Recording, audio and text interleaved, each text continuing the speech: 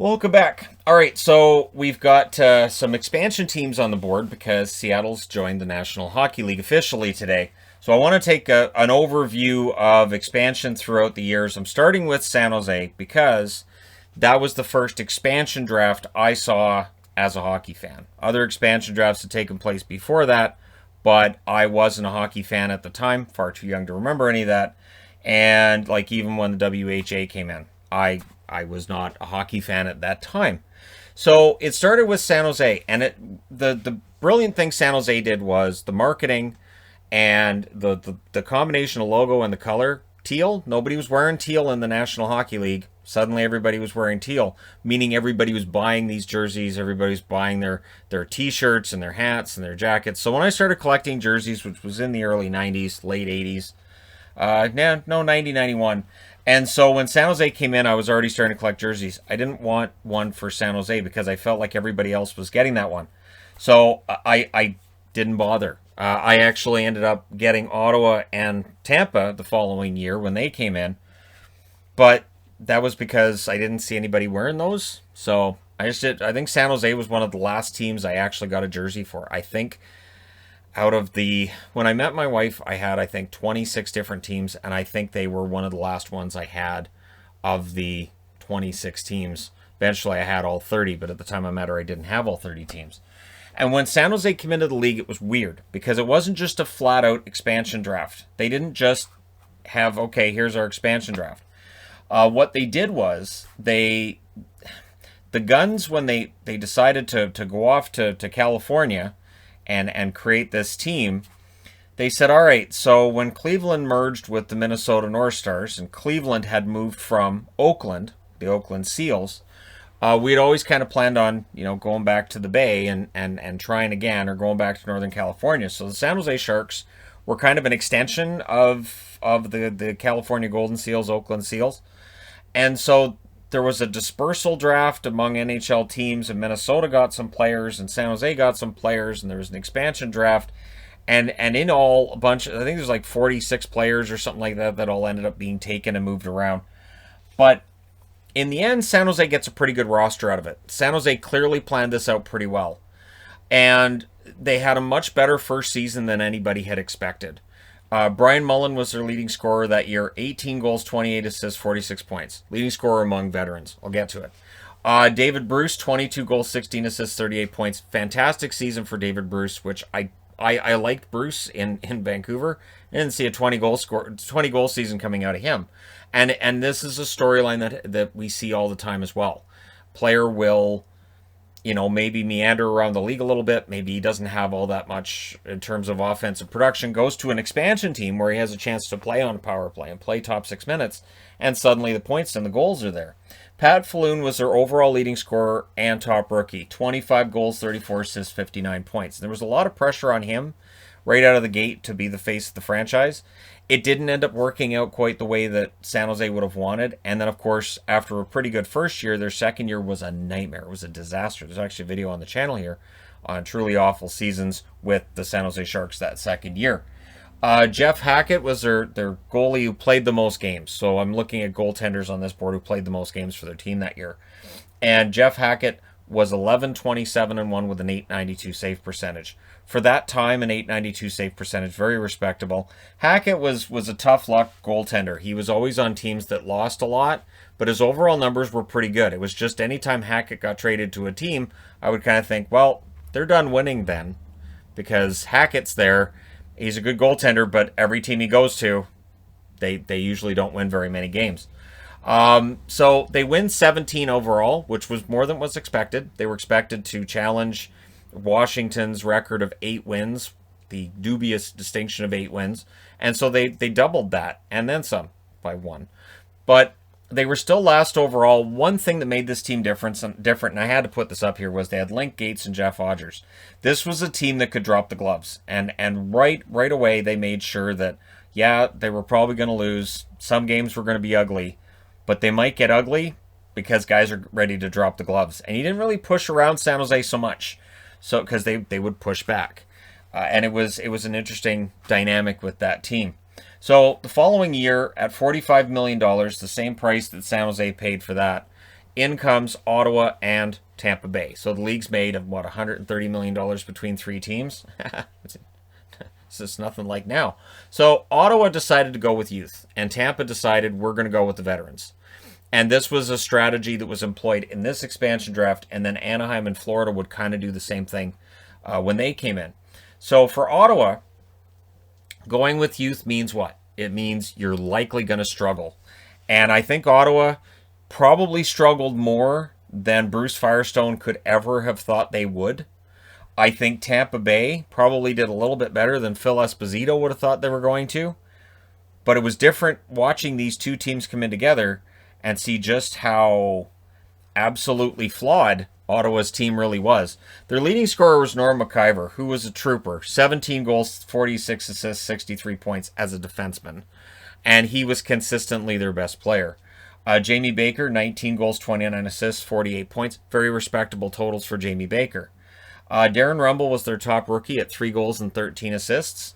Not a team with a lot of rookies. Yashin wasn't over yet, and they would draft Daig the following year. So things were looking up because Yashin and Daig were joining the team, and of course, that would lead to a whole other chapter for the Ottawa Senators. Their goalie who played the most games that year was Peter Sidorkiewicz, and I loved Sidorkiewicz with the Whalers, and I really thought, you know what, Sidorkiewicz is giving good goaltending to iffy Hartford teams. This should be good for him to be with the expansion team. This should work. Doesn't. 846-3 was his record. 856 save percentage. It was a disaster. It just didn't, and he's playing a lot, and he's seeing a ton of rubber, and it just kept getting worse. He never really fully recovered from that either. They end up with 10 wins. They were last overall, nearly had the worst record of all time. They narrowly defeat that worst record of all time. I haven't done a video on truly awful seasons with Ottawa because it's an expansion team, and I don't think expansion teams you can look and say it's truly awful season because it's their first year. The expectation is set that first year, and then you can talk about it after.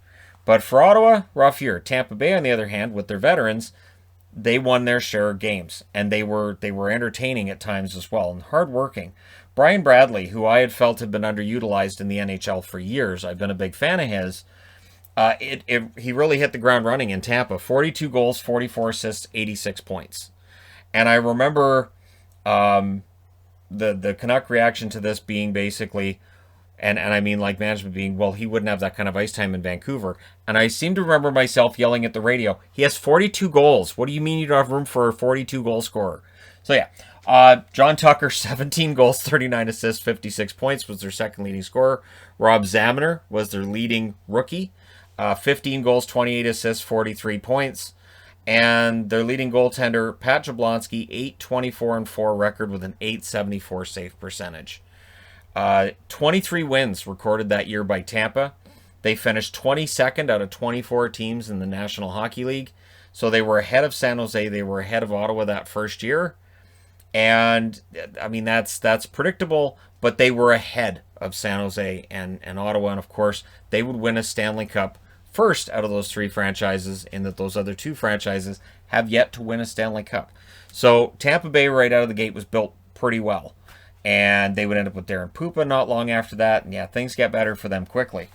Now, the following expansion was Anaheim and Florida. And the price goes up slightly, $5 million extra. So $50 million for Wayne Huizenga and the Florida Panthers to come in because, you know, Blockbuster. So how can anything go wrong with Blockbuster? And then Anaheim, the Mighty Ducks of Anaheim, because Disney's coming in, and $50 million paid, but $25 million of that goes to the Los Angeles Kings. So the Kings pocket $25 million because Anaheim is in their area. And it's interesting because we hear a lot about how, oh, well, you can't put a team in, and there's different locations people will mention. Can't put a team there because it's too close to that other team and it wouldn't work. Anaheim and LA proves it can. It absolutely can. And so for Anaheim, they decided we're going to go with the young players. Florida went with the more established older players. For instance, Vancouver had 3 goalies, right? They had McLean, they had traded for John Van Beesbroek, and they had Kay Whitmore. And they were really high on keeping Kay Whitmore as their backup. Now, Anaheim was going to draft Whitmore over Van Beesbroek. Florida was drafting Van Beesbroek. So they knew they were going to lose a goaltender in the expansion draft. Florida ends up taking Van Beesbroek. So Anaheim didn't get Whitmore. That's the difference between how these teams made their decisions. So Terry Yake ends up leading them in scoring with 21 goals, 31 assists for 52 points. Bob Corkum, 23 goals, 28 assists for 51 points for him. Their leading scoring rookie was Patrick Karnbach, 12 goals and 11 assists for him to lead the way there. Guy Hebert, who had come over, he looked like he was going to be a really good goaltender for St. Louis, ends up with a record of 20, 27, and 3 with a .907 save percentage. So while Anaheim went with a young goaltender, they went with somebody they believed could be the starter. And really, the expansions we learn as this goes along, you have to have goaltending. You absolutely need top flight goaltending out of the gate if you have any chance at all, and I'm sure Seattle will emulate that this year. 33 wins for Anaheim that first year, 20th out of 26 teams. So as much as people complain right now about, oh, Vegas got this and that, it's not fair and you should have to spend your time at the bottom and go through pain, Anaheim and Florida really didn't have that either. Like, Anaheim wasn't a terrible team. They were outside of the playoffs, but they weren't bad, and they were ahead of 6 other teams. Whereas Florida, for their $50 million, they got an expansion team that made the playoffs. They absolutely made the playoffs. Bob Kudelski was brought over from Ottawa and was their leading scorer on the season. Ottawa sold high on him. Good call. He never got near 40 goals again. So he had the 40 goals, 30 assists for 70 points, and Kudelski was brought in because they felt they needed more scoring for the playoffs because they were going to make the playoffs. Mellenby, 30 goals, 30 assists, 60 points. Jesse Belanger was their leading rookie at 17 goals, 33 assists. Very hardworking, blue-collar team in Florida. John Van Beesbroek, one of the best expansion performances by a goaltender, arguably the best until Fleury shows up. 21, 25, and 11 record, 924 save percentage. And much like Marc-Andre Fleury, it felt like Van Beesbroek going to Florida rejuvenated his career, and it probably added years to that career as well. 33 wins for Florida, the same as Anaheim, but they had more ties. So they actually ended up finishing 16th overall, and they did make the playoffs. They went 0-4-4 down the stretch, and then they get swept in the first round. But the feeling was this was a team that was on its way up, and they would go to the Stanley Cup final not long after that. And since then, it's just been basically a case of what happened. I look at what Florida's doing this season, and I thinking this is what was supposed to happen in the late 90s. Just this team seemed to be trending in that direction, and then it just all fell apart. So they upped the expansion fee the next time around. Nashville comes in all by themselves for $80 million. And for $80 million, they get a team that's not quite as good as what Anaheim and Florida had. Cliff Ronning, brought in from Phoenix during the season, ends up being their leading scorer. 20 goals, 40 assists, 60 points. Greg Johnson, 16 goals, 34 assists, 50 points. Their leading rookie was Kimmo Timonen, 4 goals, 8 assists for him. Mike Dunham was their starting goalie. There was so much hype around Mike Dunham for Nashville because New Jersey kind of saw him as being the next guy, and then he ends up going in expansion to Nashville. 16, 23, and 8 record, 908 save percentage. He was good. He was. Mike Dunham was very good. 28 wins for Nashville. They were 24th out of 27 teams.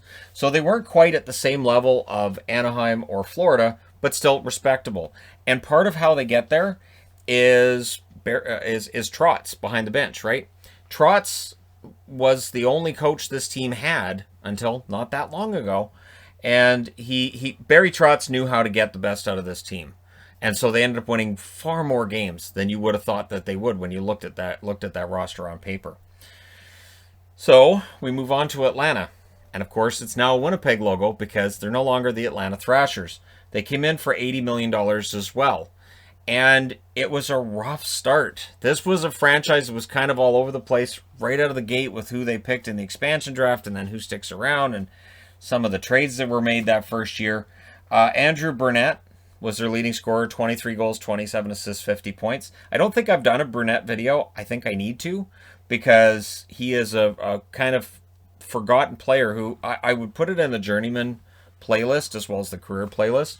But all he did was score, and I was really surprised he always seemed to be moving. And I'm like, why do teams keep trading him? Why do teams keep letting him go? All he does is score goals and points everywhere he goes. Ray Ferraro, 19 goals, 25 assists, 44 points.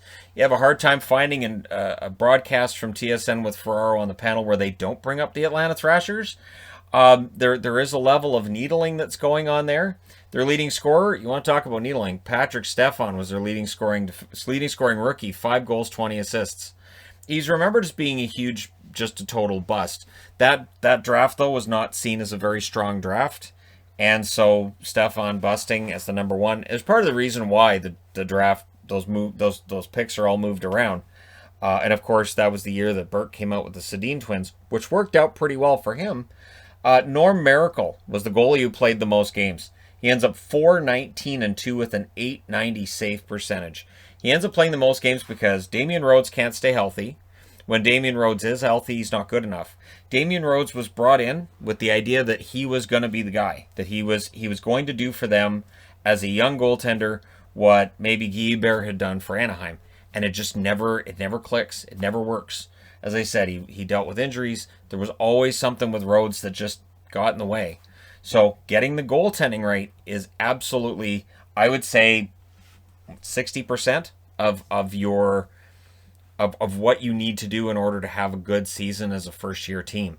That goaltending is so important because you're not going to have elite level scorers. You're probably going to have some depth issues on certain parts of the roster. You need to have that top line goaltending. And Atlanta just didn't have it. And part of the problem for Atlanta was at the time they came in, the expansion draft rules were tough. They were tough for a team that had spent $80 million rather than the $45 million spent here. It was like, we'll take more money and we'll give you a much worse team. So then in come Columbus and Minnesota. And the NHL, realizing their mistake with Atlanta, not in putting the team there, and I know people are going to say, well, putting the team there was the mistake. The team didn't move because of attendance, though. The team moved because they didn't have a building. It was ownership. So Columbus and Minnesota come in, same price, and they get a better access to goaltending, better access to players than what Atlanta had. And it shows when you look at the wins. Like for Atlanta, they had 14 wins that first year. They were last overall. They were 28th out of 28 teams. For Columbus and Minnesota, they were not last overall. So Columbus, they went with the more experienced players. Minnesota went with the younger players. So again, we see two different ways of doing this. Columbus also got creative. They got veteran European players who were out of European leagues that they felt could come over and contribute right away. And it went pretty well. Jeff Sanderson, 30 goals, 26 assists, 56 points was their leading scorer that first season. Espen Knutson, a name that you haven't heard in a long time, I would imagine. 11 goals, 42 assists, 53 points. Espen Knutson, one of the best names in hockey. And then David Viborny was a rookie who came over. And all Viborny did was score, and you'd never hear about him. 13 goals, 19 assists, 32 points that first year. And then after that, his points totals kept getting better. And again, even at the time, maybe because he played in Columbus, nobody ever talked about it. Just, yeah, so Viborny's got 65 points. Seriously, he's got on that roster, and nobody's talking about it. Ron Tugnut was their starting goaltender that year, and he was very good. 22, 25, and 5 with a .917 save percentage. Excellent work done by Ron that first year. And what was interesting was, it wasn't supposed to be his net. Marc Denis was supposed to be the guy. Marc Denis, and then Pascal Leclerc was going to be the next one. And both of them were no. 28 wins for them that first year. They were 23rd overall out of 30 teams. But, again, you've got to have an asterisk in there.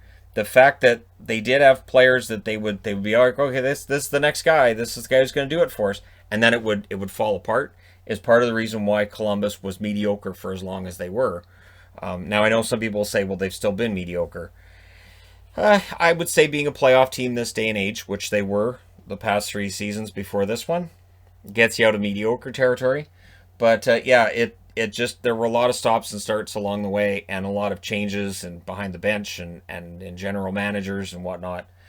So yeah, Minnesota on the other hand, they would end up going to the conference finals in 2003, and then so they played the trap right out of the gate. You bring in Jacques Lemaire, that's what's going to happen. Their leading scorer that first season was Lubomir Sekerash. He ends up with 11 goals, 23 assists, 34 points. Wes Walz was their second highest scorer at 18 goals, 12 assists. That's among veterans. The rookie led the team in scoring with 18 goals and 18 assists. That's Marian Gaborik. So when we're talking about Kaprizov and all these records he's breaking, It's basically the Gaborik records. Gaborik is the only other really electrifying forward I've seen in a Minnesota Wild jersey right out of the gate as a rookie. And so, yeah, Gaborik was dynamic, fantastic, and they knew that right away, and they threw him in the lineup that first year. Manny Fernandez was part of a very good tandem in net. They had very good goaltending for the first, 5-6 years of their existence, maybe decade, right? 19, 17, and 4 record with a 920 save percentage. So again, very good numbers. They had 25 wins. They were 25th out of 30 teams. So they had 3 less wins than Columbus. They finished a little bit below Columbus in the standings. And again, part of that may very well be because they did go with the younger players. They get extra wins because they trap their way to those wins.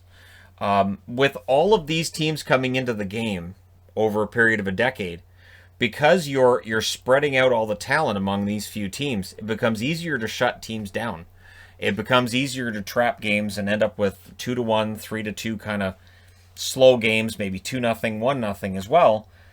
And expansion really was part of what took that run and gun hockey and kind of pushed it aside. And it's kind of back at this point, but it'll never get back to what it was. Those defensive systems that came in as expansion became increasingly difficult in terms of finding talent and in terms of being able to find wins.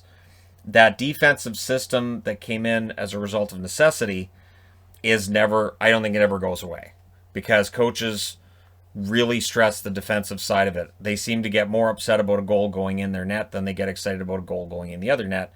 It depends on the situation. If it's overtime, they're pretty excited about that goal going in the other net. But yeah, so Minnesota for $80 million did all right. Columbus $80 million did all right. Vegas comes in $500 million, and people were mad. How dare they get a good team? They spent $500 million. For $500 million, you're going to expect to get a good team. The NHL, of course, splits that $500 million amongst the 30 other owners. The $650 million paid by Seattle that was finished today gets split among those same 30 owners. Vegas doesn't get any of that. Vegas that first year, William Karlsson, out of nowhere. 43 goals, 35 assists, 78 points. 43 goals. I don't think Karlsson ever gets that again, but he's a fantastic two-way forward, and he just hit the ground running. I guarantee you that Seattle is trying to figure out how they can find a William Karlsson light. They're not going to find that same thing, but if they can find a two-way center that can carry top 6 minutes and can play the kind of game that Karlsson does, they're going to be very happy. Jonathan Marchessault, who they acquired from Florida, 27 goals, 48 assists, 75 points for what was the best expansion team we've seen. Alex Tuch was their leading rookie. They got him in a trade. 15 goals, 22 assists, 37 points. Marc-Andre Fleury, of course, fantastic record, 29, 13, and 4. 927 save percentage, which is even better than Van Beesbroek. They get 51 wins, which was 5th overall. And, of course, they went to the Stanley Cup final, which trumps anything done by any of these other teams on the board. But, again, $500 million. And a smart plan right out of the gate, where it wasn't we're going to draft young, we're going to draft veteran. Vegas comes in and goes, we're going to draft 4 lines, 6 defensemen, 2 goalies. And then we're going to plan around that. So we're going to have these guys that this is our team, and then everybody else we draft is either going to be available for trade or we might lose them to free agency later. We're not all that worried. That, I think, is going to be the plan for Seattle as well. Have your 4 lines, your 6 defensemen, and 2 goaltenders planned. You can plan it now. You can have a good idea of who's going to be available right now. And you can start making calls to GMs right now. And they can start making deals about who should or shouldn't be protected and who they will or won't take. And that's where things are going to get really interesting. The salary cap, the only team that came in during a salary cap is Vegas. All the rest came in before the salary cap. So that wasn't a concern. And the salary cap definitely helped Vegas get a better team. There were teams that wanted to get rid of bad contracts. They go, all right, take this bad contract and we'll give you these assets. Seattle will have that. They will have the ability to take on a bad contract, maybe 2, in exchange for some really, really nice assets coming their way as well. And so I would look for that to happen. And at $650 million, would I be surprised if they became the 3rd team on this board to be in the playoffs? No. Do I think they're going to do as well as Vegas? Probably not, no. But could they win 40? Well, if Florida can win 33, Anaheim can win 33. We get 28 wins from Nashville, 28 wins from Columbus. I don't see why not. But that's where things get interesting. So there you go. Let me know your thoughts in the comments section below as always. Don't forget to hit like and subscribe if you're browsing your way through. You just happened upon this video. Thank you guys so much for watching, for all your support. I will talk to you again soon.